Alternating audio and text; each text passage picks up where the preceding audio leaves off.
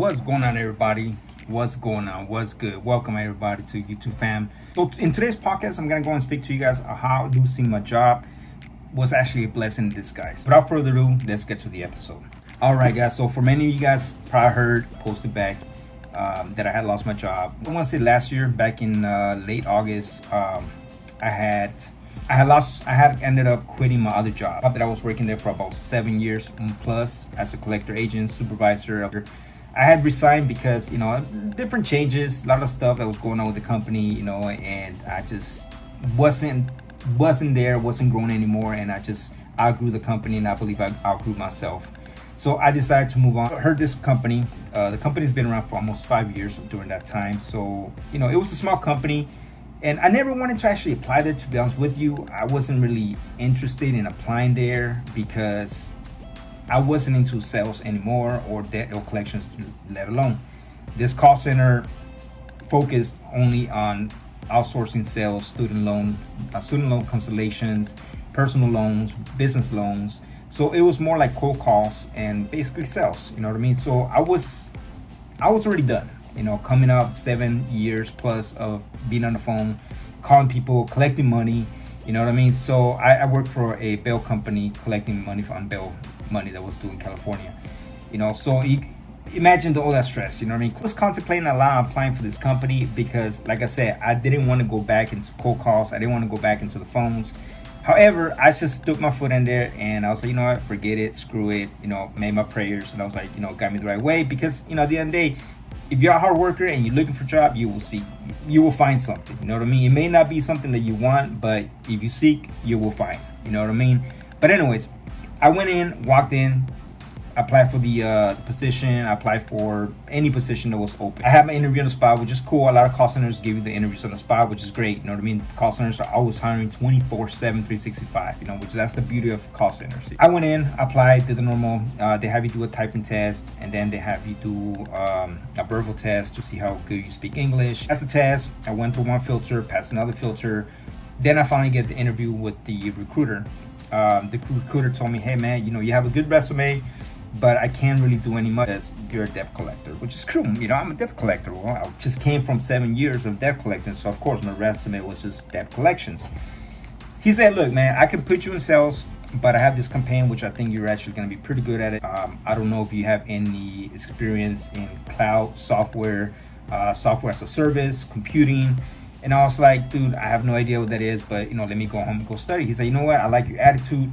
You have a good positive attitude. I want that type of positive attitude in my work environment. I was like, all right, cool, that's done. My positive attitude got me hired. You know what I mean? I was like, cool. So mind you, I didn't know anything about software, IT tech support. All I know is plug in the yellow wire and you get Wi-Fi. You know what I mean? For reals. So anyways, this guy told me, look man, I just need a job. I need to, start making some income. I was just desperate. I was willing to take anything I could because I haven't been working for almost 6-8 months. Idea to quit without a job, but either way, cards played out the way it is, and it is what it is. Get the interview. The guy tells me, I can get you this job. It's gonna pay X amount of dollars. You can start tomorrow, but I have a better job that's coming up in a month from now. If you want to be patient, they're gonna be paying a little more than this other campaigns. And it's only gonna be Monday to Friday. It's gonna be early mornings. You know what I mean? Sugarcoating the whole thing. It's like, but I need you to go home and study this. So I go and I start studying. I got about 2 weeks to study because it tells me that within 2 weeks I'm gonna get another interview by the manager of the company. So I was like, cool. So I'm just, studying all the stuff that I could study, watching YouTube videos, reading more stuff on the internet, learning more about the company itself, and educating myself, what is it they do. 2 weeks later, I get the interview. It's a video interview, like through a Zoom meeting. And the gal that's interviewing me, just starts asking me basic questions, and at the end of the day, I ended up passing the interview. Cool. Tells me, hey, you're good. Let me go ahead and talk to your recruiter. I was like, cool. I step away. They speak on video. And then 5 minutes later, the guy comes out and tells me, hey, man, you're hired. But here's the thing. We don't have the start date yet. I was like, all right. He's like, but I'm telling you, man, just wait. This job is good. It's like, if you want, I can get you in this other campaigns. It's like, but once you stay in those campaigns, it's gonna be kind of hard for you to actually go into this other campaign. I was like, all right, dude. So I left everything in God's hands. I was like, you know what? We're talking about another month with no income. I told him, okay, good, I'm game. Sign me up. You know, we didn't do no contract yet because you don't get a contract until you actually get hired until your first day. So, but everything was word of mouth. Guy calls me like, I believe 2-3 weeks later, tells me, hey man, so the company hasn't officially started yet, but we want to bring you guys in because I know it's been, quite some time since you guys, been on standby, and I don't want you guys to get desperate and go out somewhere else. So without the campaign starting, they actually hired us, which is pretty cool of them, you know what I mean, that they actually gave us a job, just, learning on our own, study more stuff. And there's only a small group of us. It was only about 8 of us, and because there was no official training yet, we're just going in from 8 to 5, just learning whatever we can, go on the internet, just search whatever we can, watch YouTube videos, and we would, self-learning, that's what we did. Unfortunately, there was only about 8 of us, and at the end of the campaign, it was only like 5 or 6 that were left. People got desperate because within those 2 weeks, there was no concrete contract yet, you know what I mean? So, and I can understand, people got to work, people got to earn money, people got to eat, you know what I mean? So a couple people got desperate, they decided to leave, it is what it is. But anyways, we stick through, me and my crew, we stick through, I stick through, we learn. Finally, the company says, hey, we're going to go and start training, come in at 4 in the morning every day. So I was like, cool, game, early in the morning. I love early in the mornings. I'm already up. So let's go. I go in, work for like 3 weeks, and everything's good. Paychecks on time. I get paid every week. It was really great. At the beginning, everything was cool. Everything was good.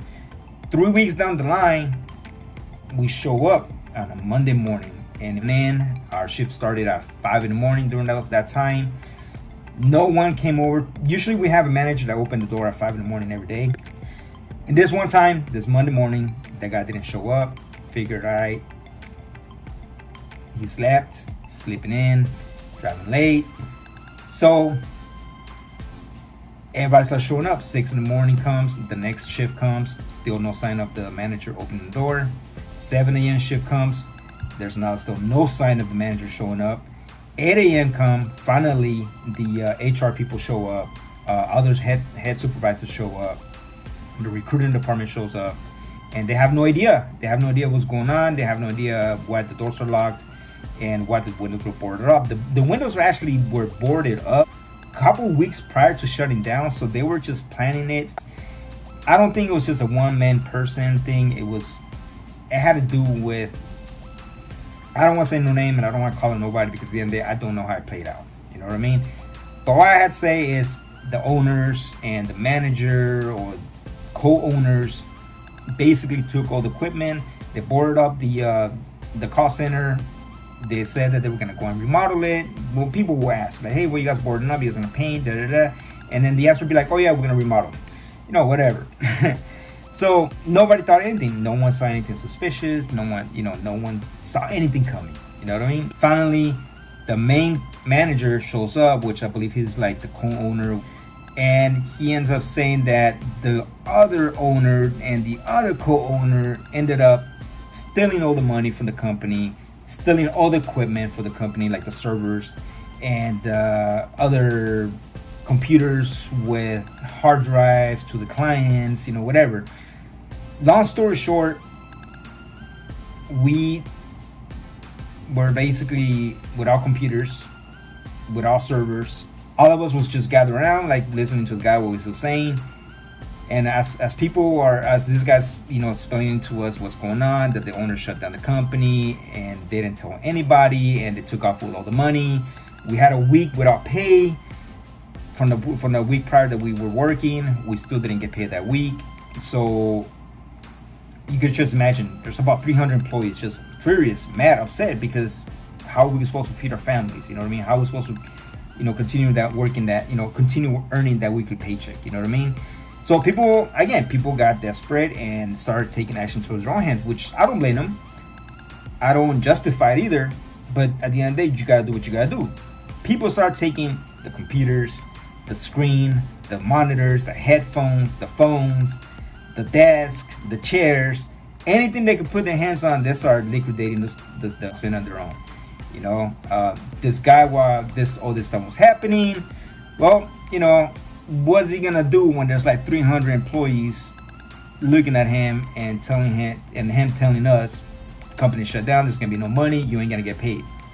You know what I mean? So everybody started taking equipment. As he's telling us there's no job, I have mind you, my employer actually gave us our own laptops. They gave us MacBooks, right?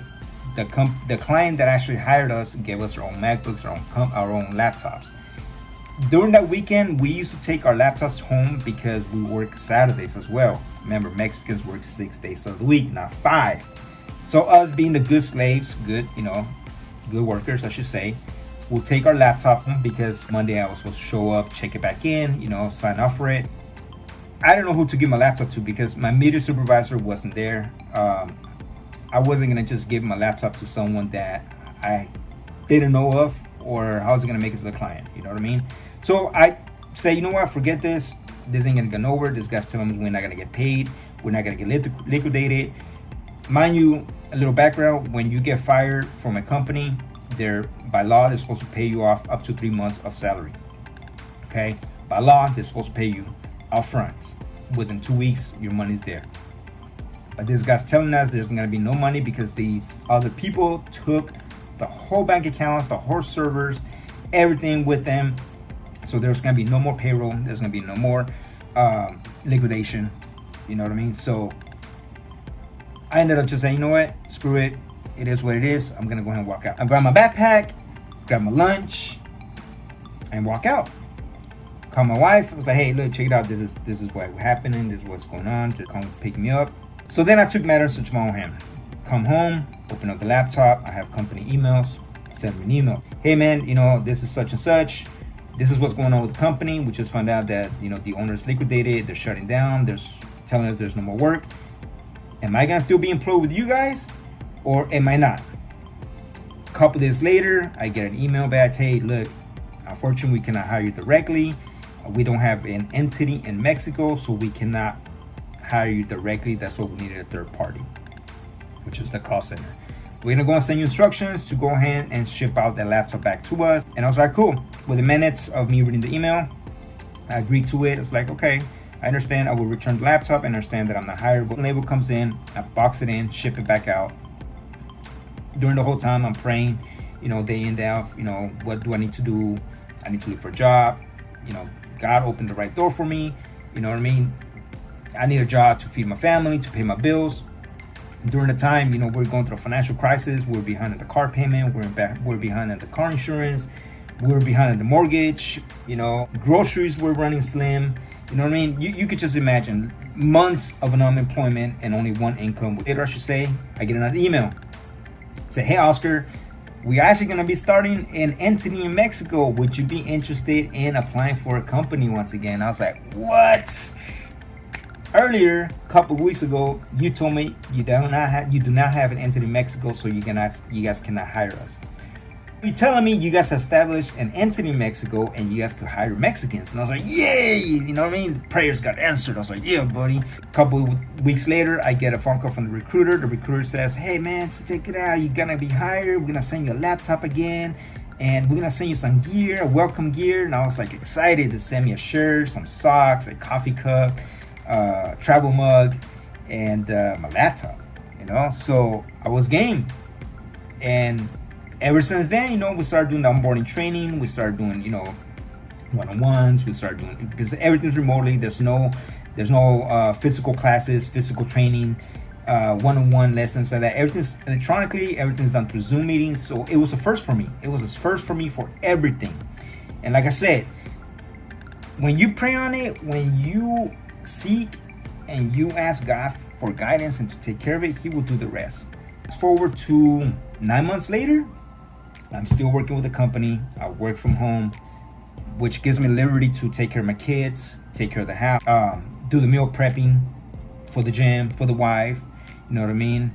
Gives me time to do things for myself. The podcast, YouTube videos, Bible studies, hanging out, and more importantly, just peace of mind and hanging out with the kids and the family. You know what I mean? So to be honest with you, this losing that job was a blessing in disguise, to be honest with you.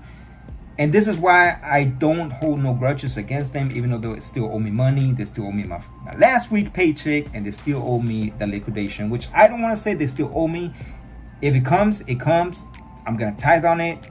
Whatever belongs to God, belongs to God. And the rest, God knows what to do with it if the money comes through. You know what I mean? But like I said, I don't hold no grudges against them. I actually have a good relationship with one of the co-owners.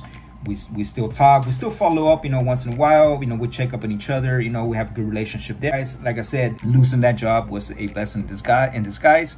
I even remember, becoming desperate. I also became desperate, and I called my other employer, the one that I just quit for 7 years, and I told them, hey man, look, I need to get hired. They were actually avoiding my phone call, to be honest with you. I would call the office, and they're like, I was like, hey man, my name is Oscar. I used to work with you guys. You guys remember me? Yeah, I remember you. All right. Hey, can I get hired? I don't know. Let me talk to the HR department, and we'll get back to you.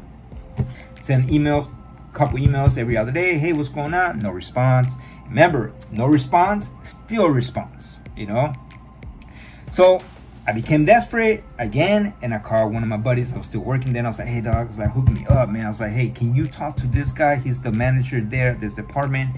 Can you ask him if such and such is still rehireable? If not, if so, I'm ready to start tomorrow. You know what I mean? I was ready because I was desperate. You know what I mean?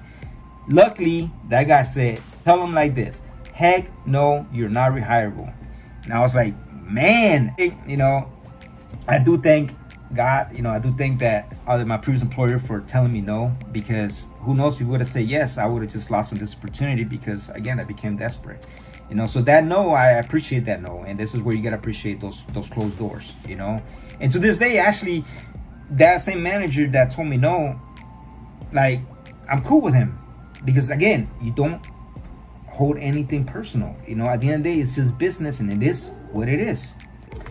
So yeah, that's it. Like I said, be humble and stay dangerous 24/7, 365, and always do your prayers. So this is, like I said, guys, losing that job was a blessing in disguise. And I hope everybody that lost those jobs are doing great. And if you guys still stumble across, I hope you guys, continue positive, continue working for yourself, continue working within yourself, and continue reaching for greatness. And at the end of the day, seek God. When all things fail, I always seek God. He's the one that's never gonna fail you. But anyways, guys, I do appreciate you guys for watching this episode of Stay Humble and Dangerous, the podcast brought to you by Life After Deportation. And I hope you guys enjoy it too. And I hope to see you guys in the next episode. You guys take care. Don't forget to like and subscribe. All right, let's go.